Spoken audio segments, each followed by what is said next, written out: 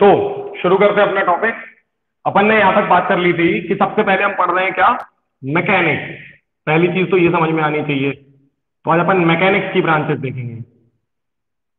तो मैकेनिक्स ही क्या होती है, स्टडी ऑफ मोशन। ठीक है, मैकेनिक्स का ही मतलब होता है स्टडी ऑफ मोशन। अब इसको तीन हिस्सों में बांटा जाता है, जिस पर अपन बात कर चुके थे पहले से। तो इसका पहला हिस्सा क्या था, इस पे अपन ने उस दिन गलत नाम लिख दिया था। इसके पहले हिस्से का नाम है काइनेमैटिक्स। क्या नाम है, काइनेमैटिक्स। ठीक है, काइनेमैटिक्स क्या होता है, काइनेमैटिक्स बताता है कि मोशन कैसे हो रहा है, किस तरह होगा। ठीक है, सेकेंड पार्ट है डायनामिक्स। ये बताता है कि मोशन क्यों हो रहा है। और थर्ड पार्ट था स्टैटिक्स। ठीक है, इस पर अपन ने काफी अच्छे से बात कर ली थी। काइनेमैटिक्स बताता है मोशन किस तरह होगा, कैसे होगा। सेकेंड डायनामिक्स, ये बताता है कि मोशन क्यों हो रहा है। तो इसका एक शॉर्ट आंसर है, मोशन हमेशा होता है किसी फोर्स की वजह से।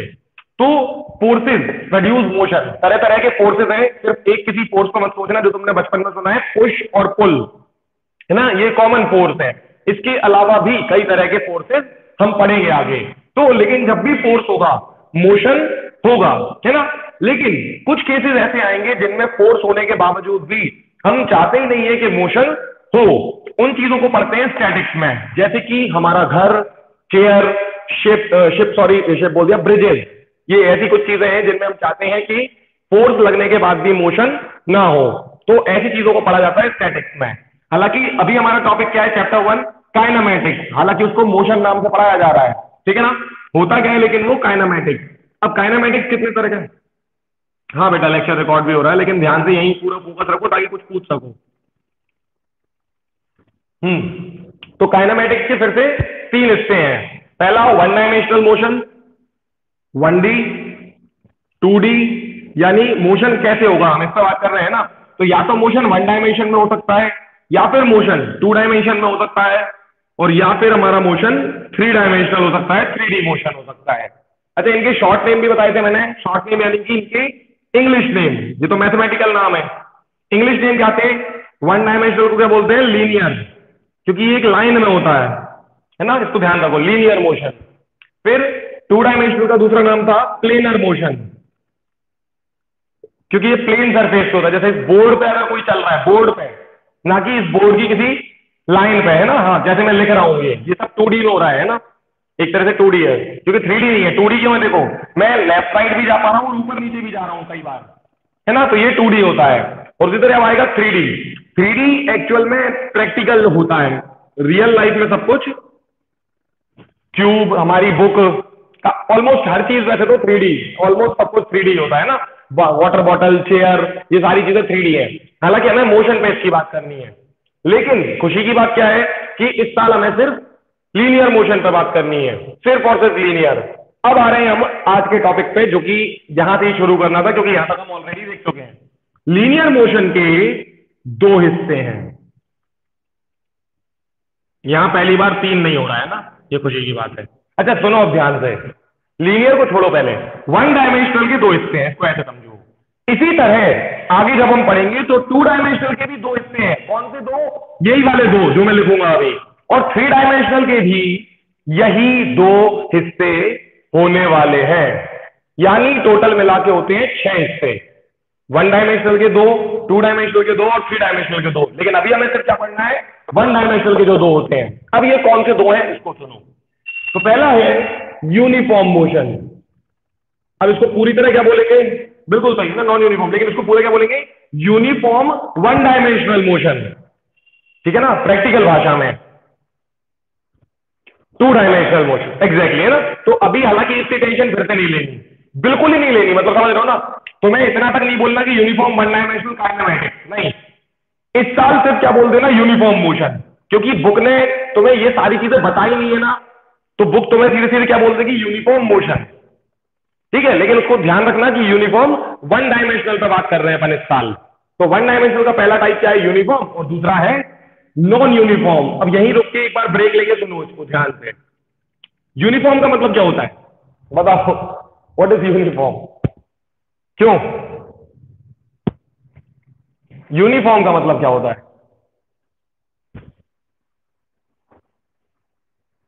हाँ बताओ।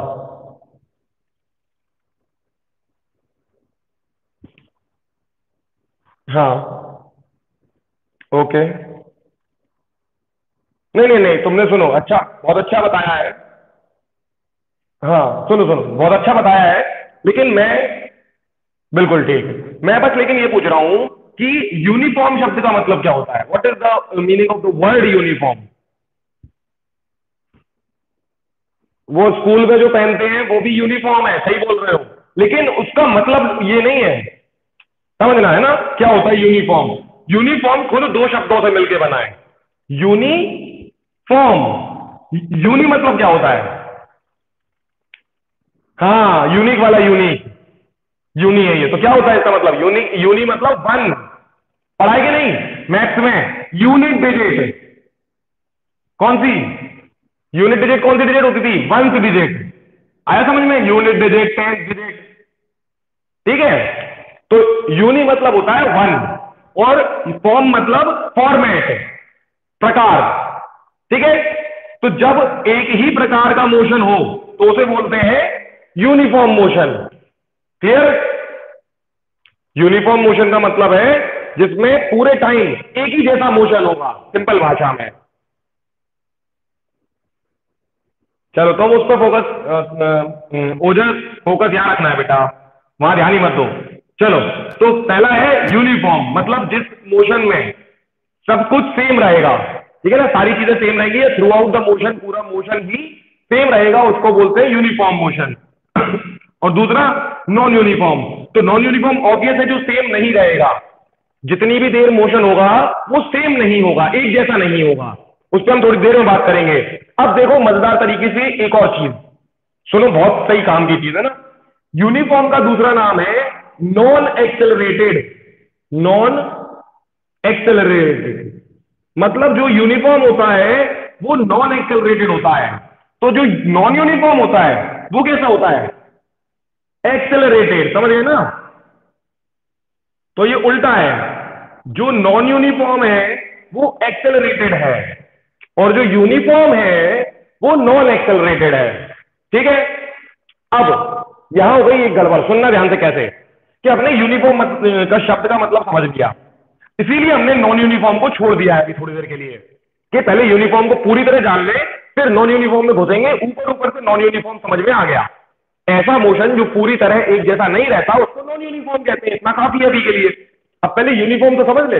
लेकिन प्रॉब्लम क्या हो गई कि यूनिफॉर्म का एक और नाम होता है नॉन एक्सेलरेटेड, और नॉन एक्सेलरेटेड क्या होता है? एक्सेलरेटेड, तो उल्टा। अब हमें एक्सेलरेटेड का मीनिंग जब तक समझ में नहीं आता पूरी तरह, तो हम नॉन एक्सेलरेटेड को पूरी तरह नहीं समझ पाएंगे। यानी कि मतलब समझ में आ रहा है ना, हम सिर्फ एक ही शब्द को पूरी तरह डिटेल में जानने की कोशिश कर रहे हैं, यूनिफॉर्म, क्योंकि इसको हम समझ रहे हैं और अब डिटेल में जा रहे हैं इसकी, ठीक। अब इन तीन शब्द को हम अभी थोड़ी देर लिए होल्ड पे डाले हुए हैं, मान के कि यूनिफॉर्म और नॉन एक्सेलरेटेड एक ही चीज होती है, ठीक है ना। अब सुनो काम की बात, बहुत मजे से। इसके होते हैं सिर्फ और सिर्फ कितने? दो फॉर्मूले। इस तरफ देख लो ध्यान से, यूनिफॉर्म के कितने फॉर्मूले हैं? दो। और नॉन यूनिफॉर्म के कितने फॉर्मूले हैं? पांच। तीन मेन और दो साइड फॉर्मूले, ठीक है। इसमें तीन मेन फॉर्मूले और दो एक्स्ट्रा फॉर्मूले, और इस तरफ कितने हैं? मेन ही दो, टोटल मिला के ही नहीं अब नहीं आ रही है बेटा किसी चीज की, तो थोड़ा सा है ना, एक काम कर, हाँ वही वही, बैग जाके वापस आ जा, क्या बोलते हैं सागर, और उसके बाद तुरंत सुन क्या बोल रहा हूं मैं, क्योंकि अब बहुत इंपॉर्टेंट बात होने वाली है ना। तो क्या बोला मैंने अभी, कि यूनिफॉर्म में सिर्फ और सिर्फ दो फॉर्मूले हैं, और नॉन यूनिफॉर्म में पांच फॉर्मूले हैं, 3+2 के फॉर्म में, थ्री मेन फॉर्मूले, टू एक्स्ट्रा फॉर्मूले, ठीक है ना। तो अब सुनो यूनिफॉर्म में दो फॉर्मूले कौन से हैं, और उन दो फॉर्मूले से तुम समझ जाओगे कि यूनिफॉर्म मोशन भी क्या होता है, मतलब फॉर्मूले, उसका नाम समझाएंगे, नाम से हम उसके फॉर्मूले बनाएंगे, just opposite to each other. देखना क्या, यूनिफॉर्म मोशन का पहला फॉर्मूला पता है? अभी नहीं पढ़ना है, तुम बचपन से पढ़ते आ रहे हो। कौन सा है ये फॉर्मूला? देखो, ये फॉर्मूला है डिस्टेंस इज इक्वल टू, बता सकता है कोई? Distance is equal to, formula number one लिख रहे हैं, डिस्टेंस इज इक्वल टू हाँ पूरा पूरा, speed into speed, time into time, बहुत ही बढ़िया। तो ये था पहला फॉर्मूला जो तुमने शायद पहले कभी देखा होगा, जरूर देखा होगा, ठीक है ना। Distance is equal to speed into time. तो ये पहला फॉर्मूला है यूनिफॉर्म मोशन का। अब इसमें मेन चीज सुनो, यहीं से अब यूनिफॉर्म की कहानी शुरू हो गई। होता क्या है इसमें कि अगर आपकी स्पीड 20 किलोमीटर पर आवर है, 20 किलोमीटर पर आवर, तो आप 1 घंटे चले, और मान लो आप चलते हो 20 किलोमीटर पर आवर की स्पीड से, आपकी नॉर्मल स्पीड है ये, और आप 1 घंटा चले, तो कितनी दूर पहुंचोगे, कितना डिस्टेंस ट्रेवल कर चुके होगे? 20 किलोमीटर। अगर 20 किलोमीटर पर आवर की स्पीड से 5 घंटे चले, हाँ ऐसा, वो कुछ नेटवर्क प्रॉब्लम ही होगा तेरे फोन का। अभी सुन, अगर अपन 20 किलोमीटर पर आवर की स्पीड से 20 किलोमीटर प्रति घंटा, ये अपनी स्पीड है, तो अगर मैं इस स्पीड से चलता हूं और 5 घंटे तक चला, तो कितनी डिस्टेंस कवर कर लूंगा मैं पर आवर की स्पीड से? बहुत सही, 5 घंटे चले अपन, 100 किलोमीटर, है ना। अब सुनो, बिल्कुल परफेक्ट आंसर भी क्यों आते हैं, और एक चीज और मेन सुनो। असल में ये जो मैंने फर्स्ट फॉर्मूला लिखा है ना, ये फर्स्ट फॉर्मूला ऐसा नहीं है, तो फिर कैसा है वो सुनो पहले। तो ये इसको मिटाएं पहले। फर्स्ट फॉर्मूला है यही, लेकिन इस तरह नहीं लिखना। मेन फॉर्मूला क्या है? Speed is equal to distance upon time. अब दोनों सेम ही है, लेकिन बहुत बारीकी से सुनो कि इन दोनों को ऐसे लिखने और ऐसे लिखने में अंतर क्या आ जाएगा। है तो सेम चीज, अगर ये टाइम इस तरफ भेजें, इनटू में लिखा है टाइम, तो कहाँ जाएगा? डिवाइड में जाएगा, बिल्कुल सही है, प्रैक्टिकल बात है ना, मैथमेटिक्स फॉलो हो रही है। और ये चीज याद रखना, मैंने शायद कुछ दिन पहले बोली थी तुम लोगों से कि फिजिक्स की मेनली, वैसे तो बोलने चाहिए क्या कि मैथ्स साइंस की लैंग्वेज है, लेकिन प्राइमरीली मैथ्स किसकी लैंग्वेज है? फिजिक्स की लैंग्वेज है। यही देखो, इससे पहली बार तुमसे बात करना शुरू कर दिया, ठीक है ना। तो दिखना चाहिए कि मैथ घुस गई फिजिक्स में, पहली चीज हमने पढ़नी शुरू की है। ये सब तो मैंने एक्स्ट्रा इन्फॉर्मेशन दी है, मतलब बुक ने हमसे जहां से बात करना शुरू की है, मैथ्स के बिना कर ही नहीं सकती वो, फिजिक्स बेकार है मैथ्स के बिना। अब यहीं से देखो मैथ्स की एंट्री कितनी जोर से होने वाली है। तो मेन चीज उस तरफ चलो जरा, बोर्ड के राइट हैंड साइड। फिजिक्स में सेवन सेवन फंडामेंटल क्वांटिटीज होती है। फंडामेंटल शब्द का मतलब बताओ जरा, व्हाट इज फंडामेंटल? ये फंडामेंटल जो लिखा है, हाँ ऐसे ही, बहुत सही, फंडामेंटल राइट और फंडामेंटल क्वांटिटीज। फिजिक्स में होती है 7 फंडामेंटल क्वांटिटीज। हाँ, तो वो 7 कौन सी है वो बाद में बताऊंगा, पहले बताओ फंडामेंटल क्या होता है, उसके बाद बताओ क्वांटिटी क्या होता है।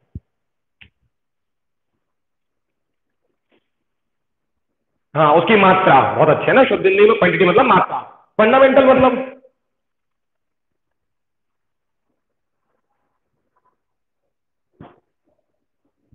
देखो फंडामेंटल, हाँ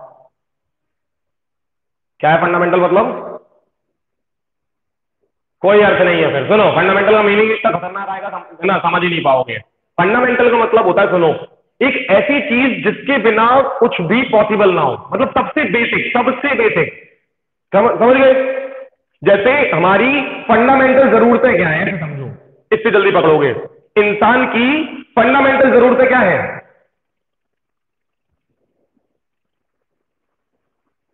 वो थोड़ी देर बाद पकड़ोगे, पहले मैं कह रहा हूं इंसान की फंडामेंटल जरूरतें बताओ।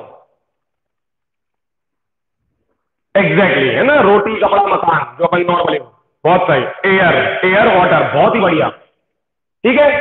ऐसी चीजें जो बहुत सबसे जरूरी होती है, सबसे बेसिक होती है ना, जिसकी मदद से सब कुछ तैयार होता है, उसको बोलते हैं फंडामेंटल, ठीक है।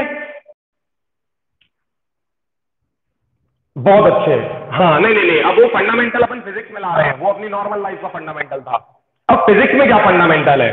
तो 7 क्वांटिटीज है। अमन, मेरे को ऐसा लग रहा है तुम कुछ बोलना चाह रहे हो, लेकिन तुम्हारी आवाज नहीं आ रही, तो एक बार बैक जाके वापस आओ। अच्छा हाँ, आ रही है, ठीक है। चलो, तो 7 फंडामेंटल क्वांटिटीज होती हैं। कौन कौन सी है? क्वांटिटीज के नाम से सीखना। पहली क्या है? डिस्टेंस। ये फिजिक्स की फंडामेंटल क्वांटिटी है, और डिस्टेंस नहीं है, इसको भी सुन लो। डिस्टेंस की जगह इसको क्या बोला जाता है फिजिक्स में? पहले लेंथ, लंबाई, एक फंडामेंटल क्वांटिटी है। क्योंकि जैसे ये उदाहरण देखो, ये पेन है, ये एक है ना, एक सबस्टेंस है दुनिया का, और इसमें सबसे पहला गुण क्या पाया जा सकता है? इसकी लंबाई। ठीक है ना? तो फर्स्ट यूनिट क्या है? First fundamental. हाँ, और इसकी पहले समझो, पहले ये तो वही फंडामेंटल क्वांटिटी पहली, अब इसकी यूनिट भी होती है। ठीक है, फंडामेंटल क्वांटिटीज एंड यूनिट। तो इसकी यूनिट क्या है? लेंथ की यूनिट है मीटर। यूनिट मीटर, लेंथ को नापा काय में जाता है? मीटर में। बहुत अच्छे। दूसरी फंडामेंटल क्वांटिटी क्या है? मास। मास सेकेंड फंडामेंटल क्वांटिटी है मास। इसकी यूनिट क्या है? Kilogram, KG. अरे वजन, वजन, किसी भी चीज का वजन। ठीक है ना? किलोग्राम। थर्ड फंडामेंटल क्वांटिटी क्या है? टाइम। थर्ड है ये, और इसका यूनिट क्या है? Second, second, second. ठीक है, बहुत ध्यान से, इसलिए मैं आज ये मेंशन कर रहा हूं पहले। नेक्स्ट, अगली क्या है? अगली है बेटा टेम्परेचर। टेम्परेचर, इसकी यूनिट क्या है? नहीं, केल्विन, केल्विन, केल्विन। ठीक है, याद रखो, जो इसकी हाँ मेन स्टैंडर्ड यूनिट है वो कौन सी है? केल्विन। ठीक है, स्टैंडर्ड इंटर, नहीं नहीं नहीं, टाइम की वो लोकल यूनिट है, स्टैंडर्ड यूनिट सेकेंड है। ठीक है, वही तो बोल रहा हूं, जैसे अब मास को ग्राम में भी नाप लेते हैं लोग, लेकिन ग्राम उसकी लोकल यूनिट है। ठीक है, आगे टेम्परेचर हुआ। अगला क्या है? अगला है करेंट। ये तुम 10th में पढ़ोगे तो तभी सुनोगे, लेकिन अभी भी याद रखना आगे के लिए। करंट की यूनिट क्या है? एम्पियर। AMPERE, ampere. और उसको डिनोट कैसे करते हैं? ए, कैपिटल ए। हाँ।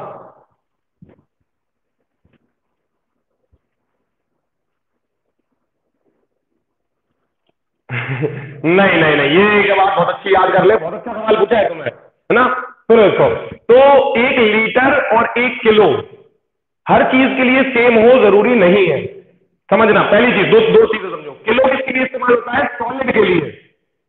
पहले तो अंतर समझो, किलो सॉलिड के लिए, कोई भी सॉलिड चीज है तो काय में नापी जाएगी? किलो में। लीटर में नाप ही नहीं सकते। अभी सुना है कि 1 लीटर लोहा दे दो, या 1 लीटर मिट्टी, वो रेत दे दो, सीमेंट दे दो 1 लीटर। हाँ नहीं, वही सुन, पहले सुनो सुनो, अंतर समझो पहले। ये समझ में आ गया ना?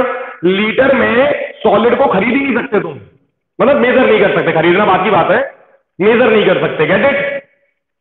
तो सॉलिड को नापते हैं किलो में, और लिक्विड को नापते हैं लीटर में। ठीक है? हाँ।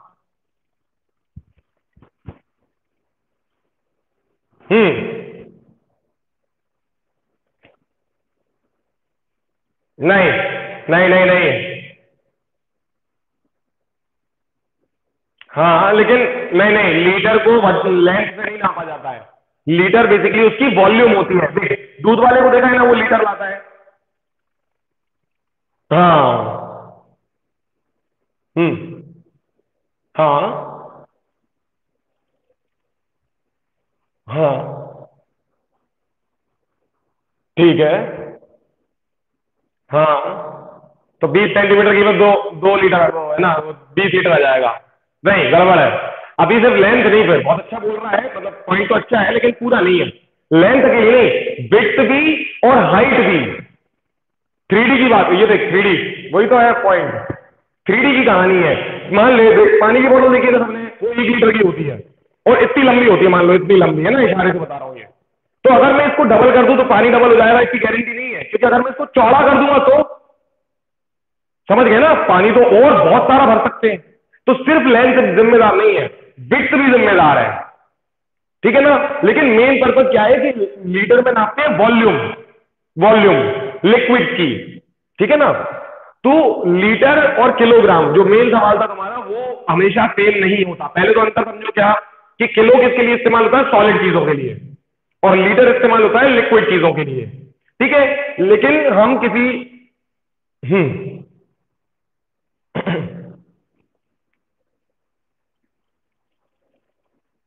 बहुत सही, बहुत ही बढ़िया। 1 किलो लोहा, तो बिल्कुल सही है ना, ये मतलब हाथ में आ जाएगा, इसमें 1 किलो लोहा इतना सही होता है। ठीक है, तो बिल्कुल प्रैक्टिकल है कि सॉलिड में वॉल्यूम जब लगाओगे तो भी अलग अलग मिलेगी, और उसी तरह लिक्विड में जब वजन निकालोगे तो भी अलग अलग मिलेगा। कब? जब सारे लिक्विड 1 लीटर हो, मतलब तुम पे 1 लीटर पानी है, पहला लिक्विड है ना, तो वो वजन देगा 1 किलो। ये भी याद रख लो, पानी ही इकलौता लिक्विड है जो 1 लीटर और 1 किलो बराबर देता है। ठीक है, 1 लीटर दूध नाप के देखना 1 किलो नहीं आएगा। ठीक है, ये कम आएगा। 1 किलो तेल, जो खाने वाला तेल होता है हमारे घर में, वो भी उसके पैकेट पे पढ़ लेना, वो 1 लीटर का पैकेट आता है और उसके पीछे उसका वजन भी लिखा रहता है। वो वजन कितना रहता है? 900 ग्राम रहता है। बेसिकली 1 किलो पूरा नहीं रहता, और 900 भी नहीं, 897 रहता है लगभग। ठीक है, 897 ग्राम, मतलब 1 किलो से भी बहुत कम, 100 ग्राम कम है। एयर को भी लीटर में ही नापते हैं वैसे तो। अभी सुना होगा ना तुमने? हाँ, सुना नहीं है? ये अभी कोरोना के जो केसेस आ रहे हैं उसमें सुना है ना? एग्जैक्टली, एयर की जगह ही घेरती है, वॉल्यूम कवर करती है। और ये कोरोना केसेस में नहीं सुना कि पेशेंट को लीटर में चाहिए ऑक्सीजन, किसी को 10 लीटर, किसी को 5 लीटर ऑक्सीजन। बिल्कुल बिल्कुल सही, बिल्कुल सही है ना? बिल्कुल, केमिस्ट्री में पढ़ेंगे हम। आगे बढ़ते हैं सर। तो 5 यूनिट, 5 फंडामेंटल क्वांटिटीज हो गई, उनकी यूनिट हो गई। छठवीं और सातवीं और सुन लो। छठवीं है ल्यूमिनस इंटेंसिटी, ये और आगे बढ़ोगे। ल्यूमिनस इंटेंसिटी, तो ये क्या होती है शॉर्ट में बता दूं, ये होती है लाइट की चमक। लाइट कितनी चमकदार है, ल्यूमिनस।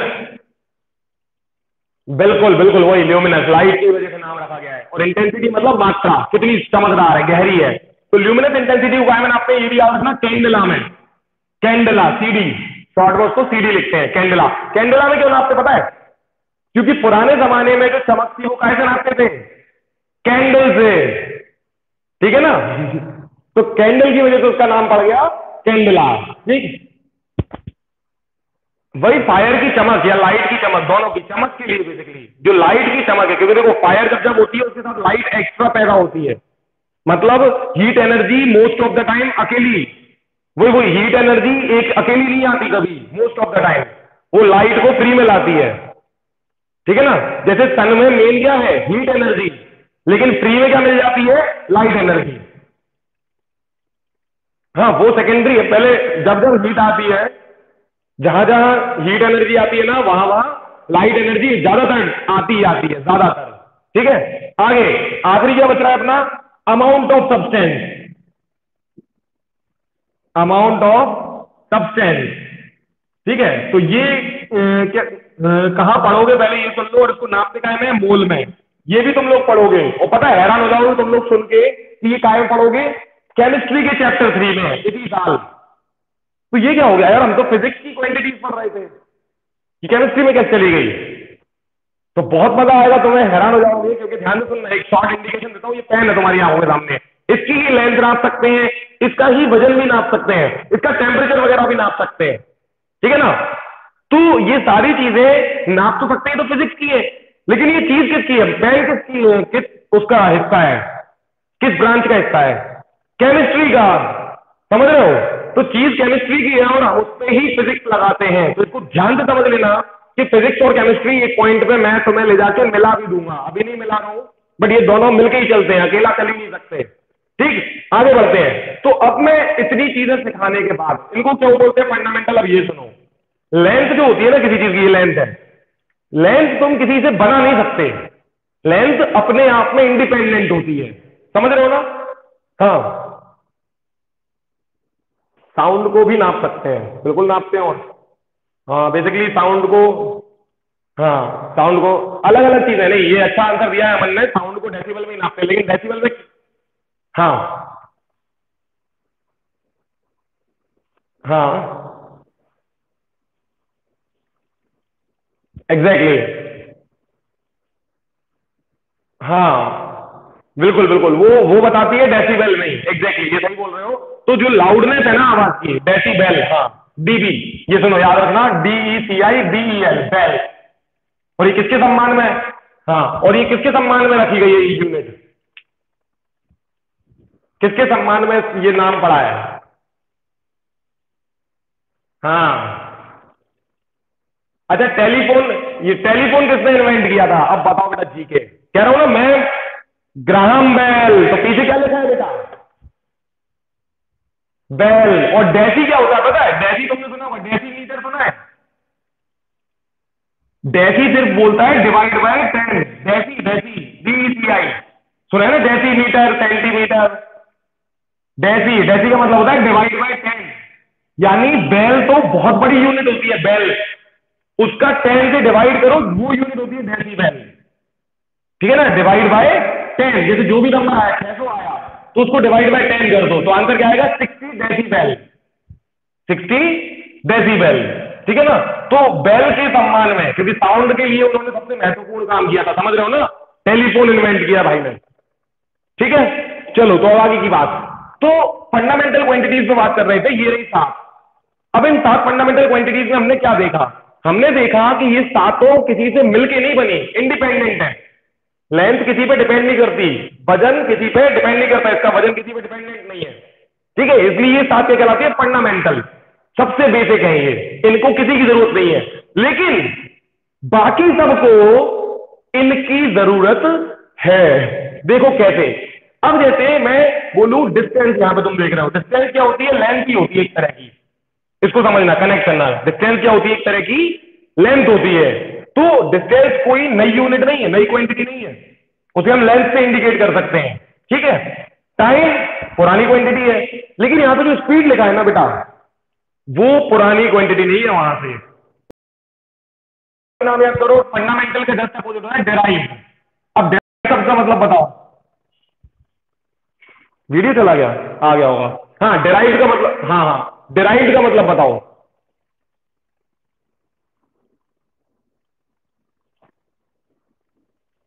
हाँ, उससे भी उसमें नमक ज्यादा है। हाँ, नहीं डूबता ना बेटा। डेंसिटी, बिल्कुल बिल्कुल, डेंसिटी। ये डेंसिटी शब्द भी है, जिस दिन सीख जाओगे ना बेटा तो समझ जाओगे कि तेल 1 लीटर में 897 ग्राम क्यों आता है। वो चैप्टर 3 में सीखनी है फिजिक्स की, तो थोड़ा सा वेट कर लो, है ना? नहीं नहीं नहीं, इतना ऐसे ऐसे नहीं बेटा अमन, थोड़ा सा वेट कर ले, मैं सब बताऊंगा, है ना? ऐसे इतना मतलब एक शॉर्ट वो मत बनाओ उसके बारे में, एक पॉइंट ऑफ व्यू मत बनाओ पहले से, ये कह रहा हूं मैं ना। आगे तो डिराइव का मतलब क्या होता है? डिराइव का मतलब होता है किसी चीज से डिराइव करना, उत्पन्न करना। तो अब आएंगी वो क्वांटिटीज जो इंडिपेंडेंट नहीं है, किसी से पैदा होंगी। और अब समझ सकते हो शायद कि स्पीड क्या है? स्पीड क्या है? Derived quantity. डिराइव्ड क्वांटिटी किससे निकली? पुरानी दो फंडामेंटल क्वांटिटीज में कुछ लगा के, प्लस करके, इनटू करके, कुछ भी करो, लेकिन उन दो से ही तीसरी बन गई, ऐसे। और इसकी यूनिट देखो, अब तो ध्यान से देखना, स्पीड को अपन किलोमीटर पर आवर में क्यों नापते हैं, अब समझ में आएगा। और स्पीड की जो मेन यूनिट है वो क्या है? किलोमीटर पर आवर नहीं है। कोई बता सकता है क्या होगी? स्पीड की जो यूनिट है, उधर देखिए ना यूनिट, ऐसे स्पीड की यूनिट किलोमीटर पर आवर नहीं है। स्टैंडर्ड, स्टैंडर्ड क्या है? बहुत बढ़िया, मीटर पर सेकेंड। जिनको नहीं समझ में आए नीचे देखो। डिस्टेंस की मेन यूनिट क्या है? मीटर। डिस्टेंस की फंडामेंटल यूनिट क्या है? मीटर। और टाइम की फंडामेंटल क्या है? हाँ, आवाज आ रही है? रुको।